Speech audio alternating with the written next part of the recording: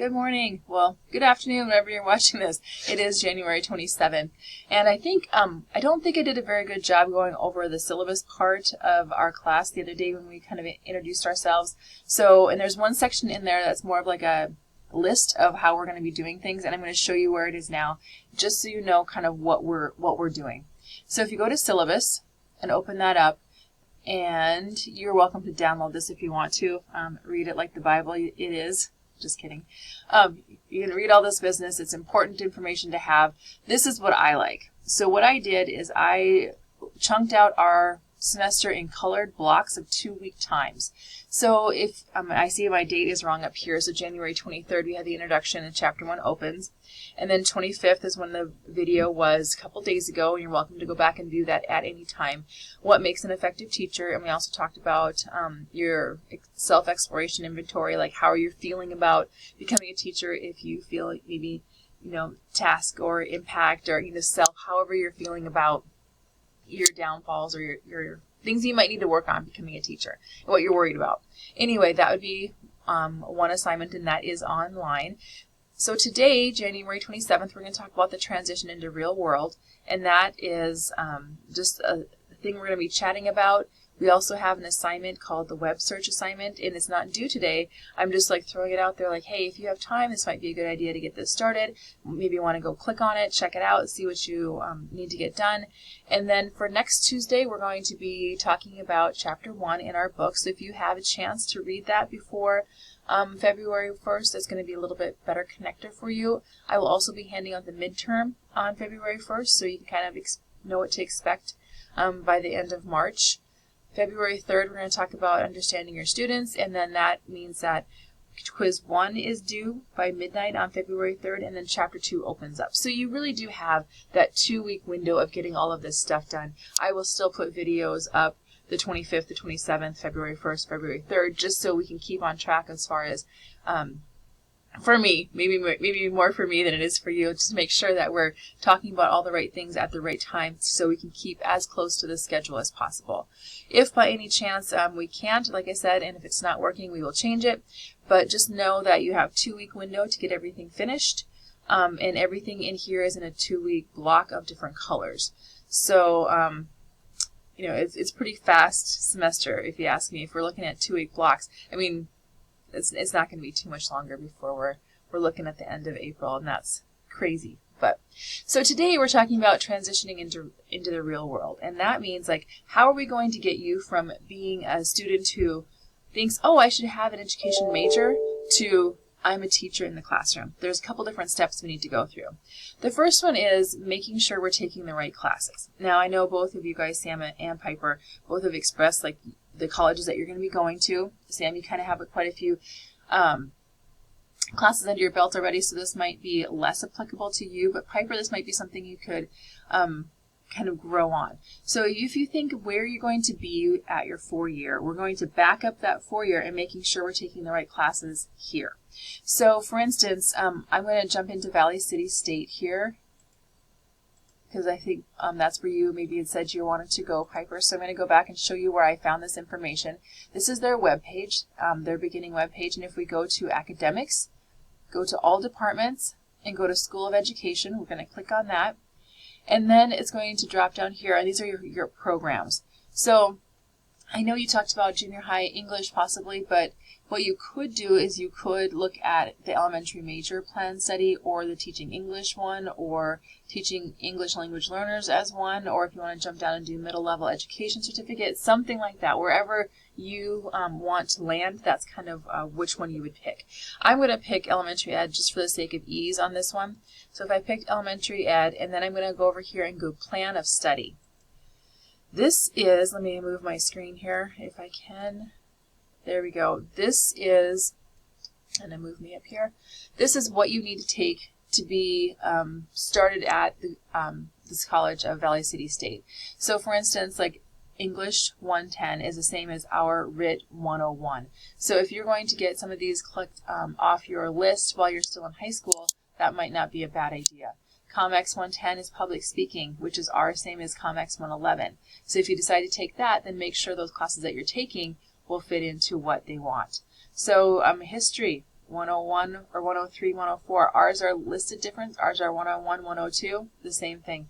Math 104 is our Math 105. Psych 111 for them is our Psych 110. So if you kind of know, like, this is what I'm getting myself into, and if you're going to plan ahead of time getting those classes ready, so then you'll have less time, money, and like effort to go to those classes while you're at your 4-year, because they'll be already done. And what I think most people really love about that idea is that you can go to your 4-year without having to take all those gen classes that you just don't want to take anymore. Like, I mean, the sciences and the biologies and all that stuff, you just want to get out of the way and really focus your last couple of years on things that you're super interested in, which would be, you know, teaching. So another thing here, you know, chemistry, physics. So the class you're taking now is EDU 101 from us. I believe it is the same thing as EDU 250 from them.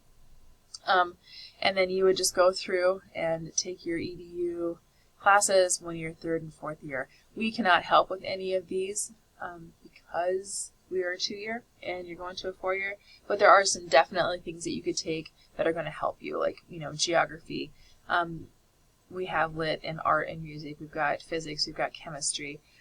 Those kind of things. So I think if you look at what Valley City wants and then back up your study plan to where you're taking now, you'll be only just setting yourself up for easier things in the rest of the world. Now, if we look at Billings, they have theirs set up a little bit different. So what I did, I went to msubillings.edu and clicked on their education department. And, I'm sorry, their degree listing. And if we slide down here to education, I'm just going to hit elementary ed Broadfield. They want a couple things that are a little bit different. If we go right here, I know it said they're not accepted anymore because that's that time of the year, and I will get to that in a second. Okay, so for this one, they want something a little bit different. If you're choosing to go to Billings, this math that they want is Math 130. It's not 104 like Valley City wanted, so this is college algebra. So you would need Math 121 for here. Writing 101 is the same, Comex is the same, sciences, they just have any natural sciences, so you could take your biology or chemistry and count for that as a science. Social science, they need 3 credits of social science, and right here they're picking government and history. So a little different than Valley City. This one right here is the cultural diversity, so any Montana university is going to require this class, NASX 105. It's called Native American Studies, and you can take it here at MCC or you can take it anywhere, but you can't graduate from a teaching degree without that class in the state of Montana. So if you are going to Valley City and you graduate from Valley City, what happens is that you will get a North Dakota license, but to switch that North Dakota license to a Montana license, you will have to take an additional class, just because that's the way Montana runs. If you get a certificate or like your degree in Montana, you may need to take something different if you're teaching in North Dakota. So just aware of that. Most teaching certificates will transfer back pretty quickly, but once in a while you have a little bit of a hookup. So I graduated from Dickinson State in North Dakota, like a really long time ago. And so what happened is when my first teaching job was in Montana, so I had to take my North Dakota teaching license and send it into OPI of Montana, and I was short a Native American class, and so I took one really quickly. It was like a 2-day thing. I went with a group of other teachers and learned about Native American studies, and they counted that as that class. So I didn't actually take the full semester, but I did have to kind of up my game as far as what was expected that way. Okay, so the next thing you need to think about is your GPA. Okay, so becoming a teacher, you have to have a 2.75 or higher to get into most teaching colleges. So if you go to Black Hills State, I believe theirs is 3.0 that you need to be, but most of them are 2.75. So if you keep your GPA up fairly high, a B average or above, you're going to be fine. But if you ever get a class that is just not working for you and you kind of vomit, it would almost be better to retake the class to get a better grade. Or if you know it's going to be kind of a train wreck before that final grade is, drop it and then retake it again with some better background. The reason being is that once you graduate from MCC, and get your 2-year, or going right into your 4-year, whatever it is, you are going to have to apply to the teaching program at that college. So if you're leaving MCC and going to Missoula or Bozeman or Billings, they have an application deadline of February 1st. So you have to apply to the teaching program February 1st of your senior year, or sophomore year, I'm sorry, to get accepted into the class of your junior. And if you don't, it might just be a little bit of wiggling some classes around, talking to the instructors, talking to the head of the department to see what you can do if you're a little bit behind on that, and then they will set up a program of study for you from then on. If you are choosing to go to Dickinson, which we have an affiliate with Dickinson right now, so you were able to take all of your 4-year classes that match up exactly with our 2-year classes at MCC, and you can do it from home. It's an online program if you're choosing to. You can automatically get into the Dickinson teaching program if you are an MCC student. Okay, so after MCC, you have to apply to the new university, you have to be accepted to the new university, and you have to apply to the teaching program. Now, once you get in the teaching program, you'll be getting an advisor, and they're going to set up your classes for you. Here's the thing. Some schools require the pre-praxis test before you can take your 300 and 400 level classes. Dickinson does, and I believe North Dakota State does, so I'm assuming Valley City might. So what a pre-praxis test is you have to take the praxis test. It's called the PRAXIS. It's kind of like the ACT or the SAT. You have to take that and score a certain level on that before you can take your 300 and 400 level classes at that university. So for Dickinson State, for instance, all students going into the teaching program need to take that test and pass it before they can go into the 300 and 400 level classes. Just so you know, it's kind of an expensive test. It costs like $100. You can take it at Sylvan Learning Center in Billings. That's where I took mine like a million years ago. But now they have it online, so you can take it online if you're choosing to. But you have to have like a virtual proctor, and they have to like watch you when you take the test. Anyway, it's a thing. So once you take the praxis test for most universities in North Dakota, not Montana, you can go through finish your 300 and 400 level classes, you graduate, and then once you graduate, you're still not a teacher. So once you graduate, you have to apply for a teaching license in the state that you graduated from. So whether it's Montana or North Dakota, you're going to apply to their OPI, which is the Office of Public Instruction, and you're going to send in your diploma, and then you apply for a license. Now, this is where it gets a little bit tricky. Everybody has to take the praxis to get that last license step.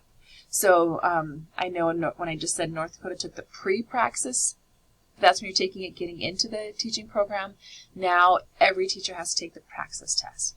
If you take the praxis test in Montana, it is only reading, writing, and math. If you take the praxis in North Dakota, it is I think all the things like sciences, social studies, there's history, readings, math. It's a larger test, but Montana is a less of a test.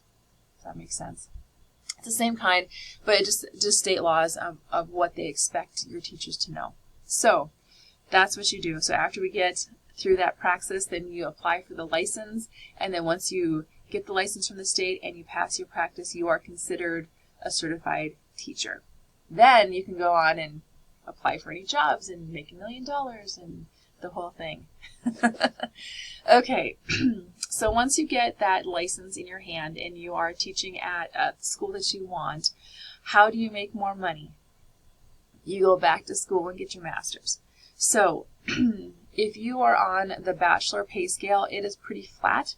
If you want to start moving up faster, the more education you have, the faster you go up that ladder of money. So, I mean, education is more of a labor of love than it is of getting rich quick, but you didn't pick this because you didn't know that already, right? So once you get through and you're teaching in your own classroom and it's so exciting, it's your first year and it's wonderful, it's going to be great, then after a while you're thinking, okay, how can I make more money? You have to go back and get your master's degree. And that is a whole different ball game. Okay, so transition into the real world. Hope that was helpful. So if you want to move on to the real world, getting out of college and into the real job, those are kind of the steps you need to think about. Okay, let me know if you have any questions. Bye.